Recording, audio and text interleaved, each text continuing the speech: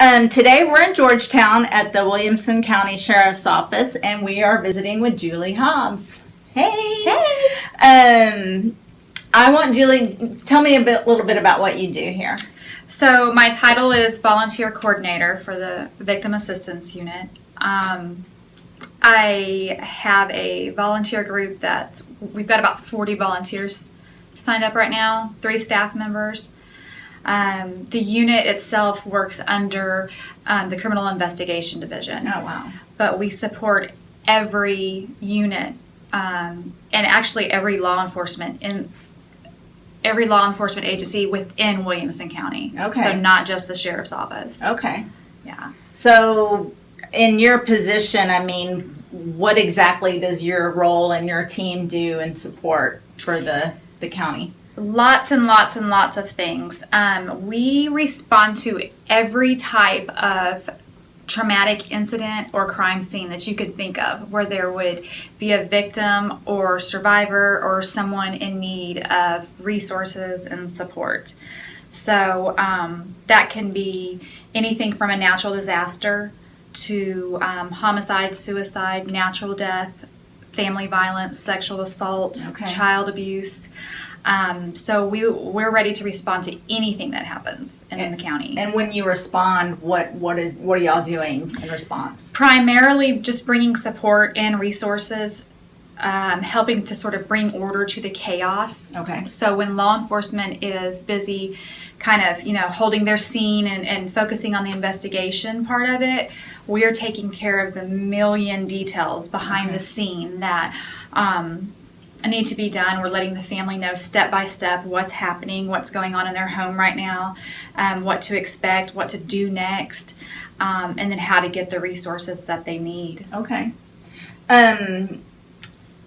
Obviously our group is, all women. Say hypothetically you're responding to a case where possibly there's been a domestic violence issue. Mm-hmm. What would be the norm of how you would go through that? We never say norm. True. Never normal. Yeah. But, it's case by case. We've got to come in and evaluate what that situation looks like. I can tell very, very early on from my experience what stage that woman is in. Okay. I'm not going to talk anybody into leaving. If they're ready to leave, then we will pack them up and bring them to a shelter, put them in a hotel, take them to their mama's house, wherever it is that they want to go, and we will provide all of that support and resources going forward. If I can tell that a woman is not ready to leave, she hasn't reached that point, the officer may have called us because he's scared for her and he just wants her to know what resources are available to her, and we'll discuss that with her, and I'll assure her that we'll keep coming every time until you're ready, and we'll be here. And we try to talk about safety plans and things like that, but every situation looks a little bit different. And in that scenario, what would be the resources available to her? Well, if it's a family violence case and there was actual abuse, does she need to go to the hospital? If she does, her medical bills could be covered by the Crime Victims Compensation Program. Her counseling could be covered. If she decides to leave, her relocation could be covered. A significant amount of help or reimbursement with bills, utility waivers, things like that. And we would be with her every step of the way through prosecution. So there is actually a lot of help available. Okay. I think, I actually came here a few weeks ago and we sat down and I was amazed by what all the programs are that are available and the resources that are available. If a lady is in a situation where there's an abuse, say at home, and it hasn't escalated to the point of law enforcement getting involved, what are some advice you can give her, maybe some resources that she can go to maybe try to develop an escape plan for herself? Well, in that situation, we would refer them to Hope Alliance, which is sort of the big women's shelter in Williamson County. They provide shelter, counseling, all sorts of opportunities for women who are in need. Without cooperation with law enforcement, you do not qualify for crime victims compensation. So you must press charges. Mhm. Okay. So our resources become a little bit more limited on the law enforcement side. Okay. So if that's the case, then we would hook her up with Hope Alliance. We would encourage her to get counseling. We would talk about a safety plan, and we could still offer as a unit transportation, maybe an emergency, night in a hotel, things like that. Mm-hmm. But actual compensation from the program itself, from the Attorney General's office, would not happen unless there was a criminal investigation. Okay. And say maybe the lady's already gone through this, and say hypothetically she's just now finding out, she's already pressed charges, she just left the guy, she's just now watching this video. Mm-hmm. Can she go back and retroactively apply for help? She can. There are limits. There are time limits on different cases and what that time is allowed. There's quite a bit of leniency. Okay. It depends on the type of case, how old she was. There's different elements that come into play. But yes, you can do that, and you should definitely look into it.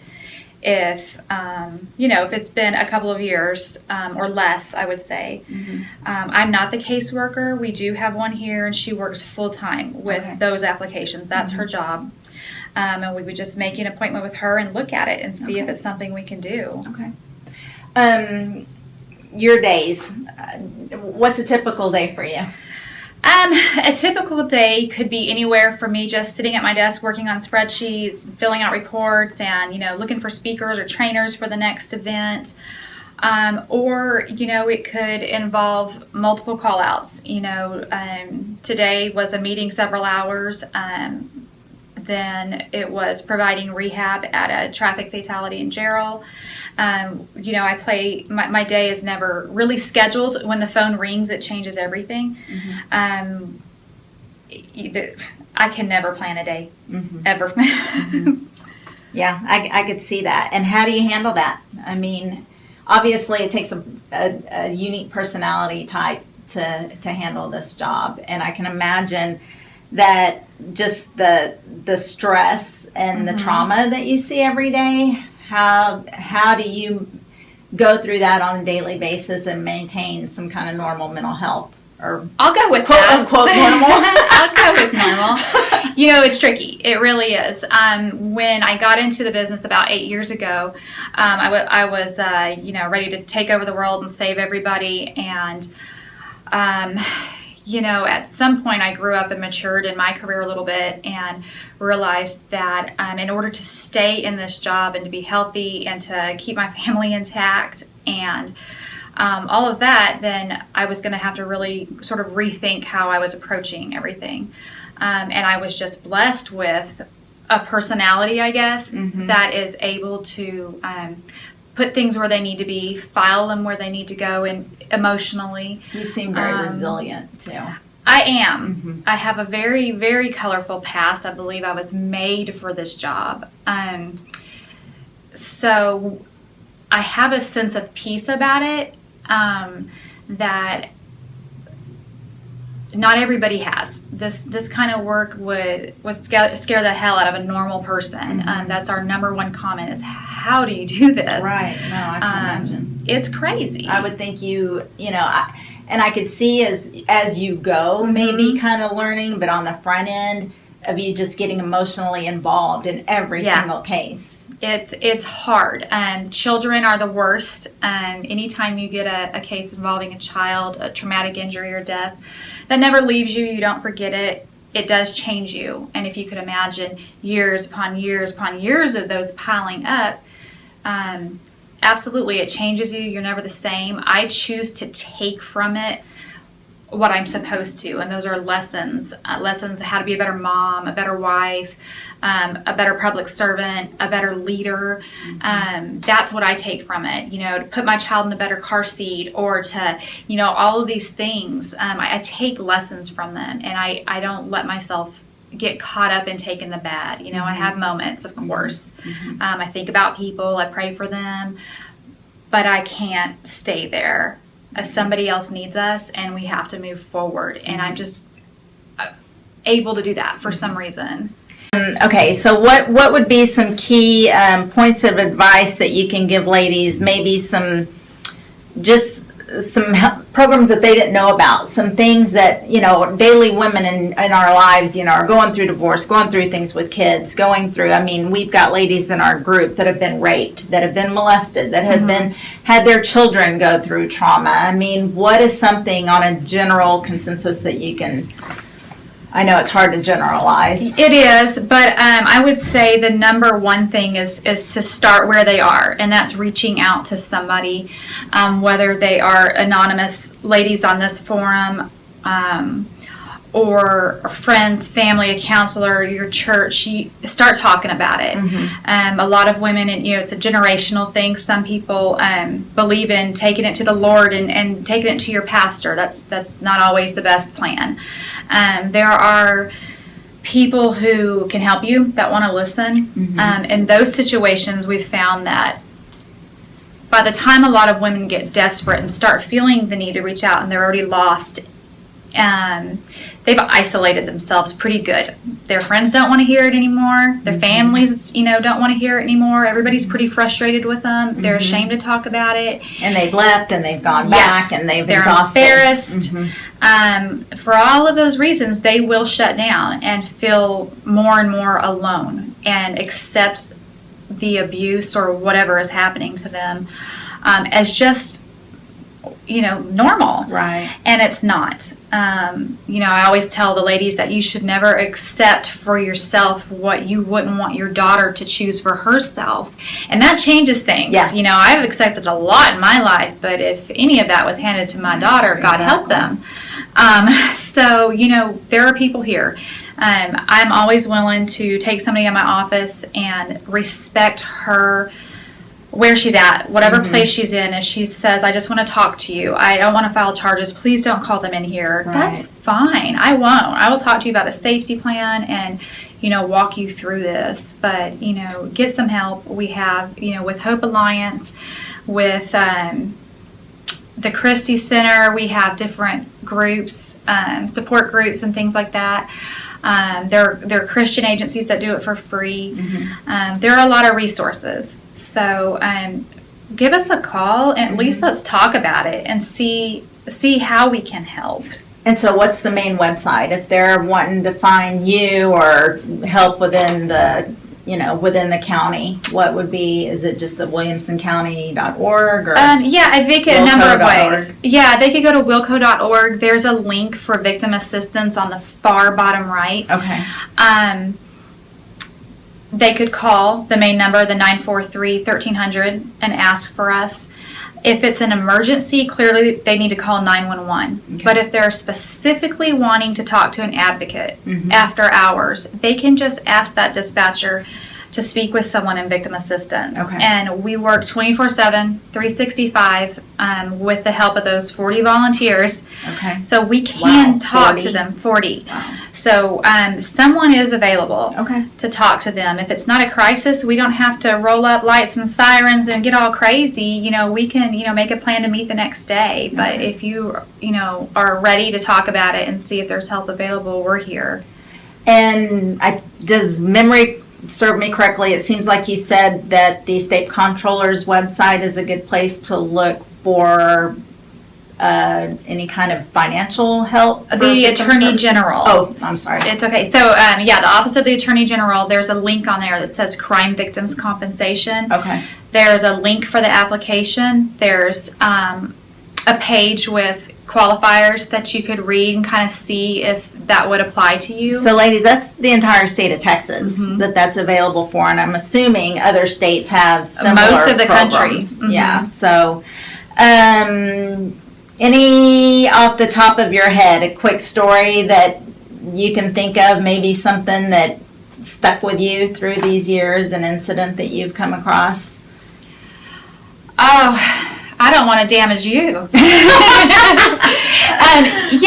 I was thinking about this earlier today, and I was thinking, I'm things bounce off of me pretty well too. So I was thinking specifically in terms of family violence, because that is, I would say, the number one thing that is sort of going on in our homes, in our neighborhoods, Right. with our neighbors that no one's talking about. And I was thinking about this lady that we helped, I would say about a year ago. Mhm. And she really impressed me because she was extremely resourceful. So she was not allowed access to the bank account, access to the vehicle, a phone. She was completely and totally controlled by her husband. There was never a family violence report made. And if you've ever been there, you know that law enforcement, there's little they can do with no history, with no proof. Right. So this young lady found an app on her phone, on her laptop. Her husband allowed her to play games on his laptop. So nice of him. Yes. So generous. And she was so cute because she had heard there was a place in Georgetown called The Caring Place. She didn't really know what they did, but the name was The Caring Place. And so she sent them an email from this app she was using and said, please help. I don't know how to get out of the situation I'm in. And she explained it to them, and they helped her. They made contact with her mother. She said, call my mom at this number and my aunts. They'll help me. They'll get me a plane ticket home. And they coordinated that. They sat by their computer and they waited for her next message, and they coordinated with her. She actually rode her bike from Gerald to the Caring Place to coordinate with them. They secretly loaded up her bike and gave her a ride home at the end to help, put her plan in place. And then they contacted us because they realized they were in over their head. Right. They made the resources available and they took care of those details, but now they needed to get her safely removed from the home. Mm-hmm. So I was able to make contact with her on that same email. And, we sort of devised a plan with the deputies that we were going to go in and they were going to sort of distract him. And we did that. We went in the back room. We quickly packed a bag. The deputy held him there for a few minutes, just talking with him. There was no charges filed, but just talking with him so that we could get to the elementary school and pick up her daughter without being followed. Oh, wow. We had people meet us at the elementary school, the sheriff's office, kind of securing the location. We picked that little girl up, had them in a hotel room for the night, left them with pizza being delivered and sodas being delivered. They spent the night, and the volunteers from here picked them up at about 6 a.m., got them on their airplane, and that was it. Done. She participated in that. She made it all happen, and we helped her, and it was successful, and those are good That's a great days. story. Those are, at the end of the day, you're like, yes, everything worked out Right. perfectly. And she did call, and she landed safely, and everything was great, and we moved forward. That's awesome. But, we're here to be resourceful also and help people, however Awesome. that looks like. Awesome.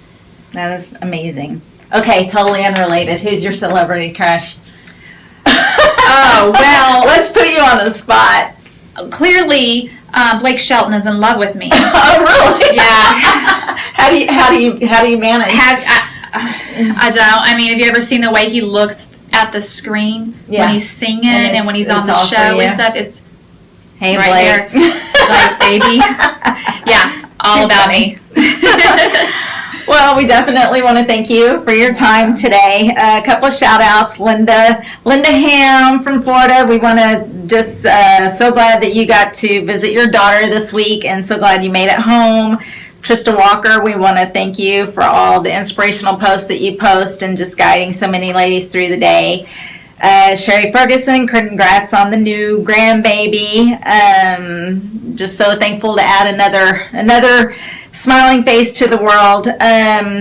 We are getting sponsors for our episodes, but this week it's me. It's my business. It's our society. Check it out. We do garment printing and decoration. So if you ever need any printing done, give me a holler. Also visit our Butterfly Sisters web store and site. We've got an anonymous user forum on there, ladies. So if you are in a situation where you are, in a place where you can't publicly share and you need to vent and release, please sign up for the Anonymous User Forum. It's butterflysisters.org. We do fundraising as well, so we can do these programs and help ladies. We've got online auction, garage sales. You can follow all that on Facebook. So we will see you in a few days with our next episode, and hope you have a great week. Thanks. Yay.